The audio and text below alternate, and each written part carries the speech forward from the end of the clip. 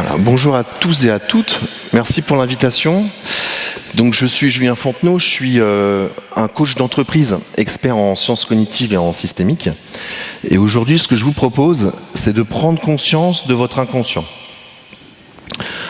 Donc pour commencer, on va faire un petit jeu. Quelles sont les couleurs des cases A et B sur cet échiquier? Donc si, comme moi, vous avez un cerveau normalement constitué, on peut voir que la case A est plutôt grise foncée et la case B est blanche. D'accord? Donc en fait, les deux cases sont exactement de la même couleur. En fait, si on enlève tout ce qu'il y a autour, ces deux cases sont exactement de la même couleur. Donc là, il n'y a pas de truc, hein, je vous le remets.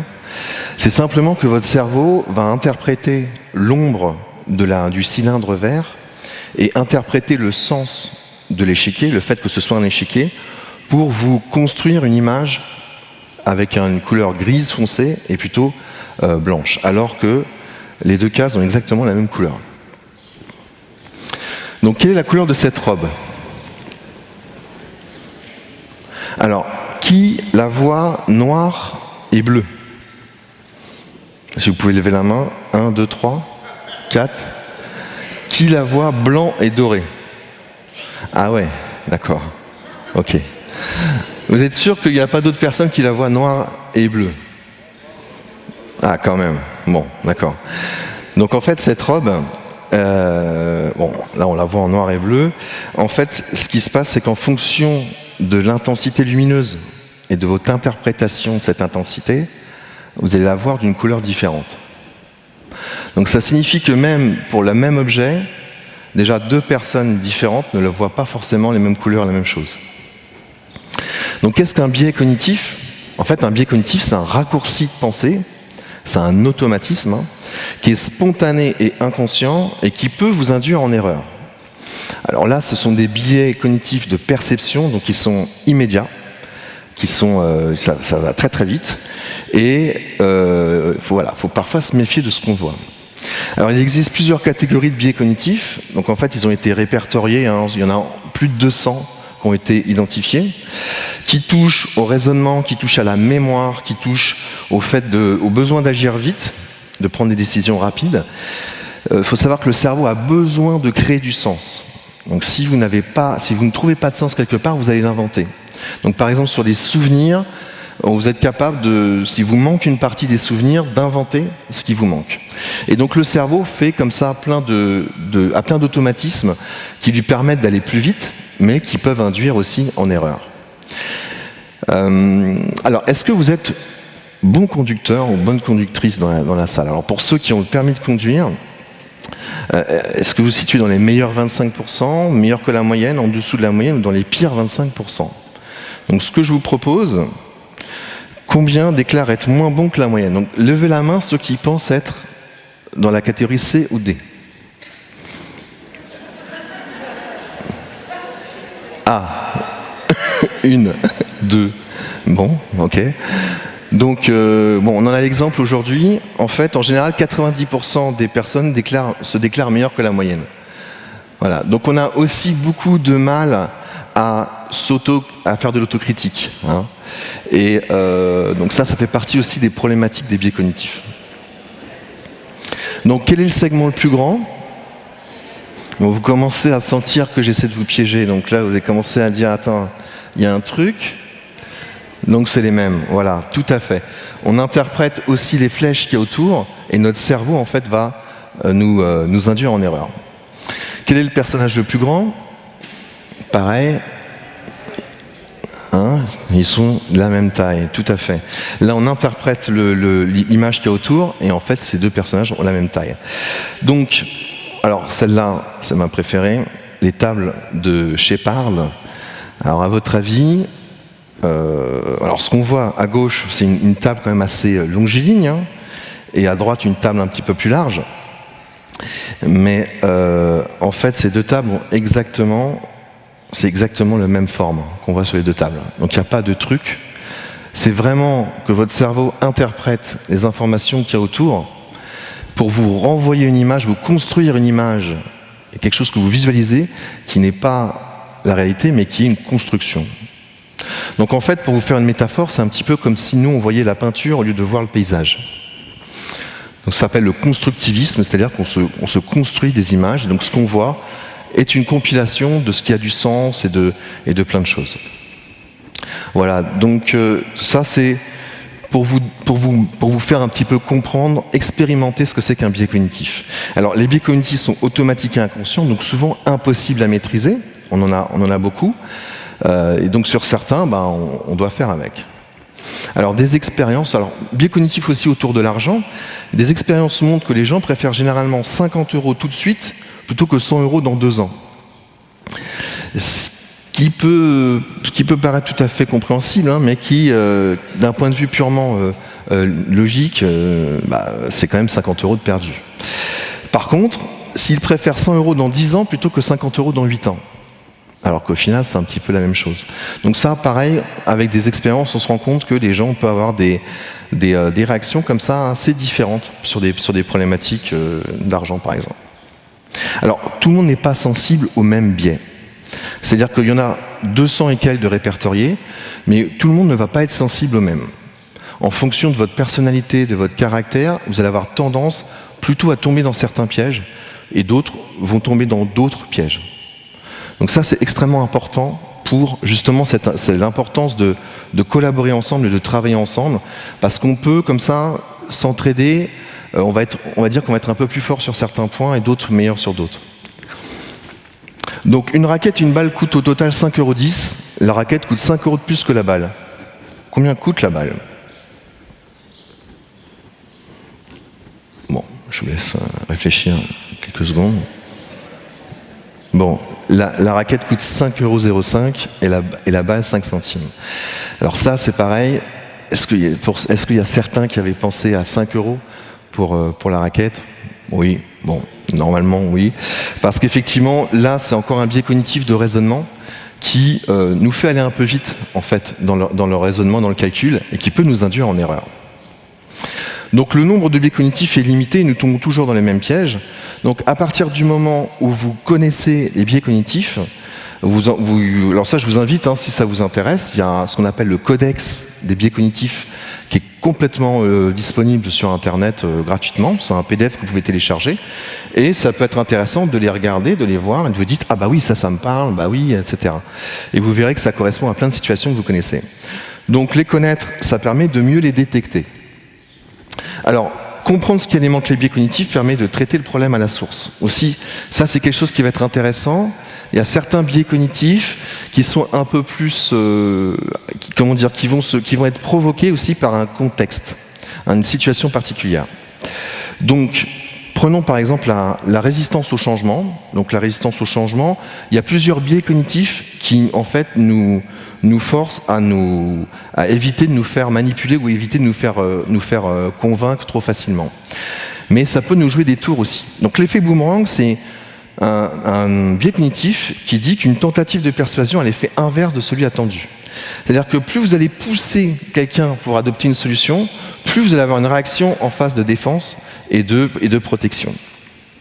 Vous avez un autre biais cognitif qui est très similaire, c'est la réactance, un esprit de contradiction quand on sent que quelqu'un veut forcer une décision. Donc c'est un petit peu la même chose. Ou quelqu'un qui va absolument vous vendre quelque chose, vous dire oui mais non, ou tout est clair, mais je vais prendre le temps de réfléchir. Merci. Même si ce qu'il vous vend peut être très bien pour vous. Ça peut être une bonne affaire. Le biais de statu quo, dont toute nouveauté est perçue comme engendrant plus de risques que d'avantages. Donc là, on sait ce qu'on perd, mais on ne sait pas ce qu'on gagne. Là, ça aussi, c'est dommage parce qu'on va avoir tendance à finalement refuser tout changement, alors qu'il y a des changements qui peuvent être nécessaires et positifs. Donc, comment est-ce qu'on fait par rapport à ces biais cognitifs-là? Atténuer les causes de la résistance au changement. C'est-à-dire que, pour l'effet boomerang, par exemple, quand vous travaillez avec des gens, il vaut mieux ne pas forcer, leur laisser la liberté de choisir et effectuer des recadrages. Alors, qu'est-ce que c'est qu'un recadrage? Pour faire simple, c'est une autre manière de présenter les choses. C'est-à-dire qu'il n'y a pas une seule vérité, il y a plusieurs manières de présenter les choses et il y en a qui sont plus à même d'amener les personnes à accepter un changement. Réactance, proposer un choix libre parmi les options.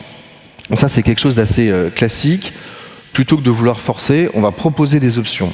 Alors, toutes les options peuvent être positives. Par exemple, si vous voulez que vos enfants mangent plus de légumes, vous allez dire ce soir, tu as le choix, c'est haricots verts ou carottes. Voilà, donc ça évite de manger des frites tout le temps. Alors, on a aussi, face au biais du statu quo, ce qui va être intéressant, c'est de changer petit à petit, d'effectuer des petits pas et de toujours bien visualiser les avantages et les inconvénients. Pour le conservatisme, qui est encore un biais de résistance au changement, on va limiter les incertitudes. Donc si jamais vous êtes dans des changements, des transformations de votre entreprise, par exemple, c'est extrêmement important de bien clarifier les rôles et responsabilités futures et de rassurer tout le monde par rapport à ça. Pareil pour l'aversion à la perte, on va assurer la situation professionnelle à venir et pas inventer ici, c'est encore un autre biais cognitif qui dit si c'est pas inventé chez moi, ça m'intéresse pas. Et là, on va plutôt faire un modèle qui est inventé dans l'entreprise ou dans l'association. Donc c'est important, on va préférer des modèles qu'on fabrique nous-mêmes. Et ça, c'est extrêmement important. Il faut toujours associer les gens qui sont dans le contexte, dans la réalité, et des personnes qui peuvent avoir des connaissances plus théoriques. Il faut les faire travailler ensemble pour réussir à faire émerger un système qui soit viable et qui marche. Donc, encore un petit jeu. Quel segment de droite, A, B ou C, est de même longueur que le segment de gauche? Là, vous dites, non, c'est pas possible. Quand même pas. Donc là, je vous rassure quand même, hein, c'est bien le segment C qui est de la même longueur. Donc là, il n'y a pas de piège ici. Sauf que dans les conditions de l'expérience de H, on a 37% des gens qui répondent mal à cette question. Alors qu'est-ce que c'est que les conditions de l'expérience de H?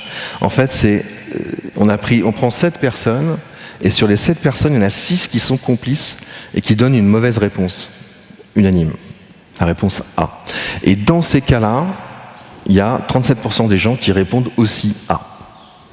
Donc ça, c'est pour dire qu'on est tous un petit peu, enfin pas tous, mais on est un peu des moutons aussi. Hein. Qu'on a tendance comme ça à suivre le troupeau et à se laisser embarquer dans une direction. Donc c'est très important aussi de pouvoir dire non, moi je suis pas d'accord, là je considère que c'est pas exactement ça, j'aimerais qu'on en discute, etc. C'est important de ne pas se laisser non plus trop entraîner par le troupeau. Alors, petit jeu aussi, vous êtes dans une voiture conduite par un ami, il heurte un piéton et vous savez qu'il roulait en excès de vitesse. Vous êtes le seul témoin interrogé au procès. Pensez-vous que votre ami peut vous demander de témoigner qu'il roulait en dessous de la vitesse maximale autorisée? Alors, pour redire ça plus simplement, vous êtes témoin d'un accident, vous êtes à côté du conducteur, est-ce qu'il a le droit de vous dire « témoigne pour moi au procès » et « ment pour moi au procès » ? Alors, qui considère qu'il a le droit de demander? Ok. Qui considère qu'il n'a pas le droit de demander, que ça ne se fait pas de demander ça, de mentir à un procès? Voilà. Donc, bon, on a des réponses différentes dans l'Assemblée. Alors, ce qui est intéressant avec cette question-là, en fait, c'est c'est un test qu'on a fait passer en fait dans plusieurs pays, et on s'est rendu compte qu'en fonction des cultures, en fonction des pays, il y a des réponses qui sont très différentes. C'est-à-dire que dans les pays nordiques, par exemple, Finlande, Suède, on va avoir tendance plutôt à dire que c'est inadmissible que quelqu'un puisse vous demander de mentir à un procès. Parce qu'il y a un respect de la justice qui est extrêmement important dans leurs valeurs. Par contre, quand on descend un petit peu plus au sud, par exemple en Italie, là, par contre, c'est tout à fait normal qu'un ami puisse vous demander de mentir pour vous à un procès. C'est tout à fait. La loyauté est plus importante que la justice.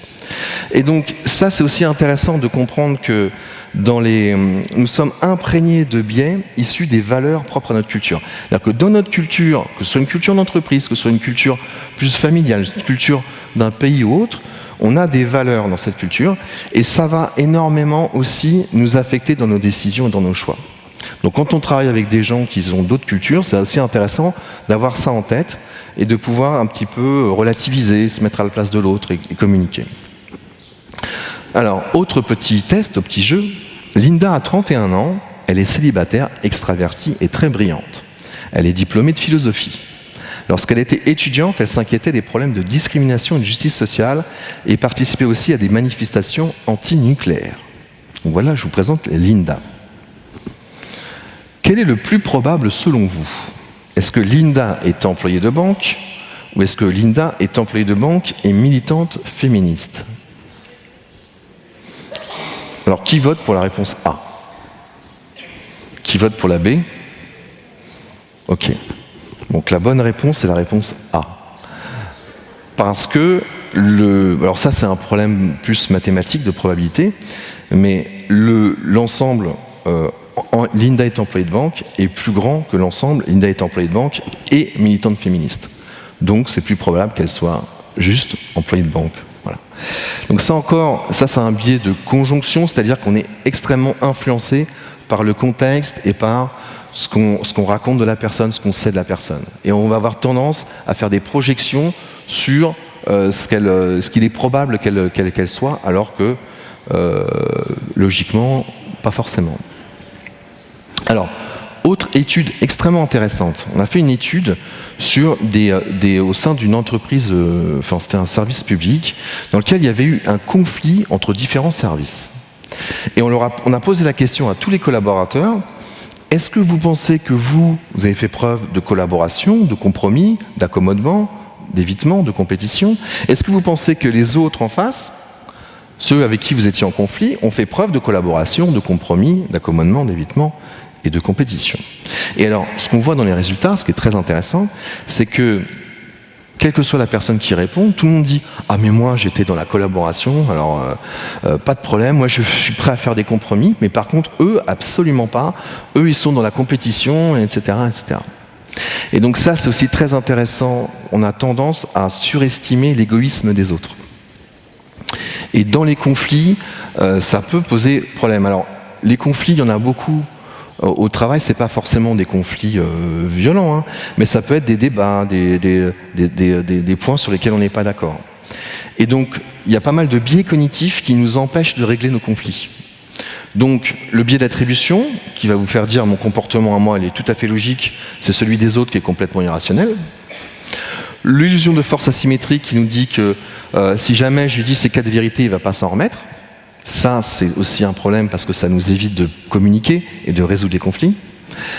Et le biais d'attribution hostile et l'illusion de connaissance asymétrique. Donc là, ce côté un petit peu, il a bien calculé son coût, il a fait ça pour me nuire et parce qu'il veut prendre ma place. Donc un côté un peu gentiment parano, quoi, où on se dit que l'autre a vraiment des intentions mauvaises.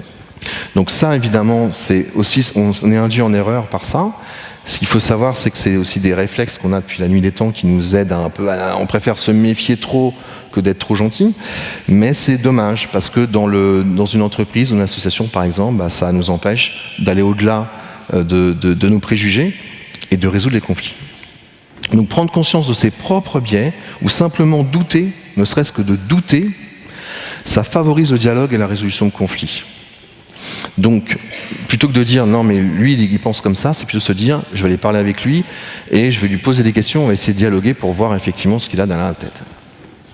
Donc le biais du point aveugle, extrêmement important, on a tendance à mieux voir les biais cognitifs chez les autres que chez soi-même. Donc ça on l'a vu tout à l'heure avec la conduite. Et donc ça va être extrêmement intéressant de demander du feedback pour limiter l'impact de ces biais. Donc du feedback, tout simplement demander aux autres de leur dire ce qu'ils pensent, de pouvoir critiquer aussi de manière bienveillante ce qu'on fait. Donc le feedback est efficace si l'environnement est bienveillant, parce que se concentrer sur les lacunes de quelqu'un, ça va pas du tout l'aider à s'améliorer, mais ça va déclencher son système de défense. Donc il vaut mieux se concentrer quand on fait un feedback à quelqu'un, il vaut mieux se focaliser sur la tâche et pas sur la personne. Ça ne sert à rien de dire à quelqu'un t'es bête, t'as pas compris, c'est comme d'hab, etc. C'est non, concernant telle activité, telle tâche, voilà moi ce que j'aurais attendu, peut-être qu'on s'est mal compris, comment on fait pour s'améliorer pour la prochaine fois. Ça c'est beaucoup plus constructif et positif. Vous n'arriverez pas à collaborer avec des gens si vous leur dites « bah non, mais toi tu comprends rien de toute façon ». Donc le feedback doit intervenir souvent et rapidement. Il vaut mieux se dire les choses assez fréquemment et vite, plutôt que d'attendre trop de temps pour tout sortir. Donc les biais cognitifs, on peut aussi les utiliser pour le bien des autres. Alors là, j'ai pris l'image de la Croix-Rouge avec Adriana Carambeu, qui est quelque part qui va apporter une image positive à une belle cause. Et on a aussi ce qu'on appelle des nudges. Donc ce sont l'usage de biais cognitifs ou de petites techniques pour aider les gens à avoir un comportement plus positif.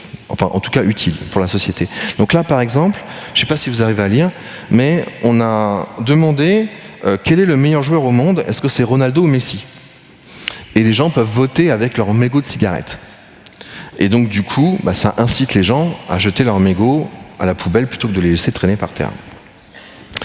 On peut aussi, en baissant la quantité de nourriture, alors on baisse la quantité de nourriture consommée en modifiant le contenant. Donc ça, c'est aussi assez intéressant. Encore un nudge, c'est-à-dire que quand vous avez votre assiette qui est remplie, même si c'est avec la même quantité de nourriture, vous allez avoir le sentiment d'être plus rassasié.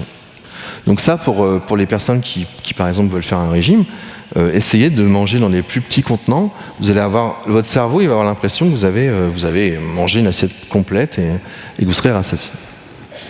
Alors pareil pour on peut utiliser aussi des marquages au sol pour limiter la vitesse dans les virages. Donc à Chicago, ils ont utilisé cette technique qui permet de diminuer de 36% les accidents. Donc voilà, il y a plein de techniques aussi avec les nudges pour aider à avoir des comportements plus utiles à la société. Alors, petite question, vrai ou faux, le cerveau des femmes ou des jeunes est multitâche?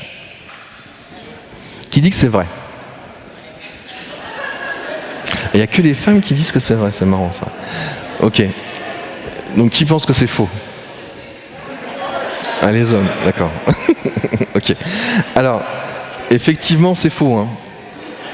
Cumuler les tâches en parallèle, ça met tous les cerveaux en difficulté. Hein. Il y a très peu de différence entre le cerveau féminin et le cerveau masculin. Ce que nous dit, en tout cas, les recherches scientifiques. Donc, non, vous n'êtes pas des Wonder Woman. Vous avez le droit, comme tout le monde, de vous concentrer sur une tâche à la fois. Vous serez beaucoup plus efficace. Alors, on va parler un peu des préjugés du coup là, très rapidement. Alors là, c'est un petit slide sur la métacognition. La métacognition, c'est simplement qu'est-ce qui influence l'engagement pour une tâche. Donc c'est très intéressant en éducation, quand on veut aider des élèves finalement à apprendre des choses à l'école. Les élèves et puis les êtres humains de manière générale, pour pouvoir s'engager sur un travail, pour pouvoir s'investir, mettre de l'énergie dans une tâche ou essayer de travailler sur un sujet, ils vont se poser inconsciemment 4 questions. Est-ce que la tâche est plaisante? Est-ce que c'est sympa à faire? Est-ce que ça va me demander des efforts, ce qui est assez proche? Est-ce que j'ai des chances de succès? Si c'est trop facile, ils vont s'ennuyer. Si c'est trop dur pour eux, ils vont pas non plus essayer. Donc il y a un juste milieu pour créer un peu d'intérêt pour une tâche. Il faut que ce soit faisable, réalisable, mais pas trop facile. Et la plus importante, est-ce que c'est important pour quelqu'un comme moi? Et alors c'est là où il y a énormément de préjugés qui peuvent rentrer en ligne de compte. C'est-à-dire que si on prend par exemple un préjugé sur le fait que par exemple les jeunes filles sont pas douées pour les maths, ce qui est évidemment faux. Il y a eu des expériences qu'on a faites sur des classes, on a pris des classes différentes et on leur a demandé finalement, on leur a présenté un exercice qui était un exercice de géométrie. On l'a présenté comme un exercice de géométrie à une partie des élèves. Et alors, quand c'est présenté comme de la géométrie, on voit que les résultats des garçons sont meilleurs que ceux des filles. Et on fait exactement le même exercice, mais en disant que c'est un exercice de dessin. Et alors là, les résultats sont identiques. Donc il n'y a pas de raison en fait cérébrale les filles sont meilleures que les hommes en maths ou pareil, je veux dire il n'y a pas de différence.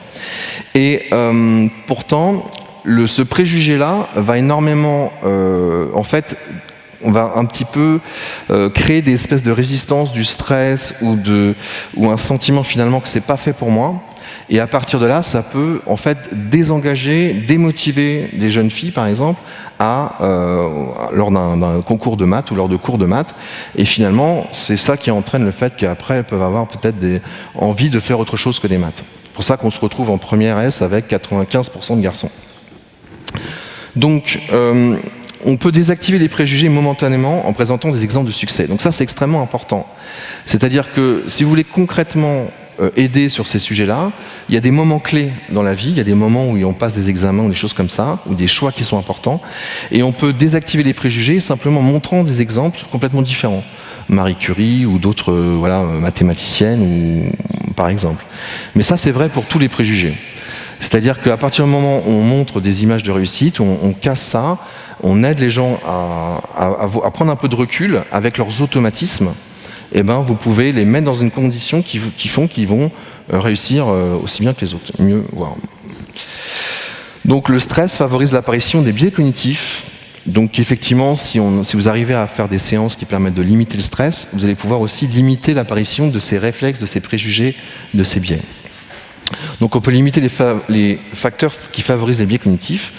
Donc ce qu'il faut comprendre c'est que les biais sont propres au mode automatique. On va dire que dans le cerveau, de manière très simplifiée, je ne rentre pas dans les détails, mais on a un mode automatique et on a un mode adaptatif. C'est-à-dire qu'on a différents logiciels dans le cerveau pour traiter en fait la réalité et pour communiquer, pour prendre des décisions. Donc le mode mental automatique, c'est plutôt la routine, la persévérance, la simplification, les certitudes, l'empirisme et l'image sociale. Alors que le mode mental adaptatif, c'est la curiosité sensorielle, c'est-à-dire être attentif à des détails, être attentif à ses sensations. La souplesse d'esprit, c'est le fait d'accepter la réalité comme elle est et de pas stresser par rapport à ça, mais de l'accepter comme elle est. La nuance, c'est le fait d'être plus précis, de rentrer dans les détails sur un sujet. La relativité, c'est le fait de prendre en compte le point de vue de l'autre, de faire preuve d'empathie, de se mettre à la place de l'autre, de savoir qu'il n'y a pas une vérité absolue, mais il y a plusieurs vérités possibles en même temps. La réflexion logique, c'est tout simplement la rationalité, la logique, et l'assertivité, c'est le fait de pouvoir exprimer ce qu'on pense, ce qu'on ressent, sans agressivité, sans manipulation, mais de réussir à dire les choses. Donc, tout ce que vous voyez à droite, le mode mental adaptatif, c'est un petit peu les clés pour collaborer, c'est un peu les clés pour ne pas tomber dans les pièges de tout. Alors, pas de tous les biais cognitifs, parce qu'il y a des biais cognitifs qui sont extrêmement inconscients et visuels sur lesquels on est obligé de tomber. Mais si vous êtes en conflit avec quelqu'un, si vous souhaitez collaborer avec quelqu'un, si vous avez des difficultés à négocier avec quelqu'un, essayez de réfléchir à comment est-ce qu'on peut amener de la nuance, de la relativité dans nos discussions. Est-ce qu'on pourrait parler plus en détail des points sur lesquels on n'est pas d'accord? Et en appliquant de la logique et en exprimant son point de vue, il ne faut pas se taire, il faut dire les choses, on va plus facilement réussir à collaborer. Donc ça, c'est un petit peu une des clés pour pouvoir mieux collaborer ensemble et pour gagner en sérénité aussi. Donc la bascule en mode mental adaptatif, c'est une porte vers plus de ressources cognitives et d'options de comportement adaptées de sérénité. Quand vous êtes stressé, quand vous êtes en colère, vous allez avoir des œillères, vous allez réfléchir de manière très simpliste en fait. Vous allez avoir besoin par exemple que l'autre obéisse à ce que vous voulez. Et donc c'est pas comme ça qu'on arrive à collaborer, c'est pas comme ça qu'on arrive finalement à régler les problèmes. En basculant en mode adaptatif, on respire un grand coup, on souffle. Déjà on va pouvoir retrouver un peu de sérénité. Et ça, c'est quelque chose qui va vous aider à mieux collaborer. Donc la méditation entraîne le mode adaptatif, ça c'est connu depuis très longtemps. Et comme nous ne sommes pas tous sensibles aux mêmes biais cognitifs, les ateliers collaboratifs vont limiter leurs impacts.